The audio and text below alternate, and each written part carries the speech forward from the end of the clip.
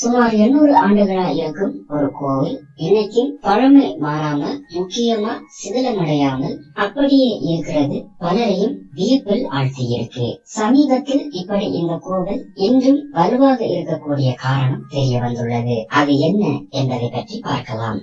தெலுங்கானாவோட முழுகு மாவட்டத்திலிருந்து 15 கிலோமீட்டர் தொலைவில் வெங்கடபூர் பிரிவின் பாலாம்பேட்டை கிராமத்துல அமைந்திருக்கக்கூடிய ராமலிங்கேஸ்வரர் கோயில் என அழைக்கப்படக்கூடிய ராமப்பா கோயில் தான் இந்த மர்மமான ரகசியம் கொண்ட சிவன் கோயில். கிபி 1213 ஆண்டில் ஆந்திராவோட ககாட்டியா வம்சத்தை சேர்ந்த மகாபராஜ கணபதி தேவ் என்பவரோட மனதில் ஒரு சிவன் கோயில் கட்டணும் அப்படிங்கிற எண்ணம் வந்ததாம். உடனே அவர் தன்னோட ஆஸ்தான கட்டிட கலைஞரான ராமப்பா என்பவரிடம் மிகவும் நுணுக்கமாக கட்டிடக்கலை கைவண்ணத்துடன் பலகாலம் நீடிக்கக்கூடிய ஒரு கோவிலை கட்டும்படி கட்டளையிட்டார். ராமப்பாவும் தன்னுடைய மன்னரோட கட்டளைகளை ஏற்று அவரது கைவினை திறனால பிரம்மாண்டமான மற்றும் அழகான ஒரு கோவிலை கட்டினார். மன்னர் கோவிலை வந்து பார்த்து மிகவும் மகிழ்ச்சி அடைந்ததா கூறப்படுது. அதனால மன்னர் கட்டிட கலைஞரோட பெயரை அந்த கோவிலுக்கு வைத்து விட்டார். 13ஆம் நூற்றாண்டுல இந்தியாவுக்கு வந்த பிரபல இத்தாலிய வணிகரும் ஆராய்ச்சியாளருமான மார்க்கோ போலோ இந்த கோவிலை the brightest star in the galaxy of temples என கூறியிருக்கிறார். சுமார் 800 ஆண்டுகளுக்கு பிறகும் இந்த கோயில் முன்பிருந்ததை போலவே எந்தவித சிதிலமும் அடையாமல் இன்னைக்கும் வலுவாக அழகாக இருக்கிறது. 200-300 ஆண்டுகளுக்கு முன்னால் கட்டப்பட்ட பல கோவில்களை சிதிலமடைந்து இடிந்துவிட்டது. ஆனா இந்த கோவில் இன்னைக்கும் பழமை மாறாம அப்படியே புதிது போல இருக்கிறது.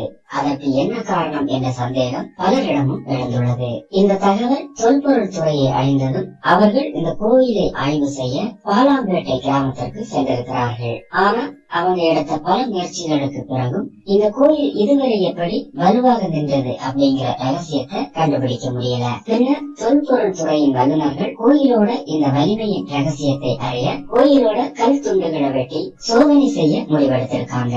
அப்போதுதான் அந்த ஆச்சரியமான உண்மை வெளிப்பட்டிருக்கு. இந்த கோவில் கட்ட பயன்படுத்தப்பட்ட கல் மிகவும் லேசாக எடை குறைவாக இருந்துள்ளது. இந்த கல்லை தண்ணீரில் போட்ட பொழுது அது தண்ணீரில் மூழ்குவதற்கு பதிலாக மிதக்க தொடங்கியது. கோயிலின் வலிமையின் ரகசியம் தெரிய ஆரம்பித்தது. ஏறக்குறைய அனைத்து பழங்கால கோவில்களும் அவற்றின் கனமான கற்களின் எடை காரணமாக உடைந்து விட்டன என்பதையும் இந்த ஆய்வின் மூலம் தொல்பொருள் துறையினர் தெரிந்து கொண்டனர். இந்த கோவில் மிகவும் லேசான எடை குறைந்த கற்களால் கட்டப்பட்டுள்ளது.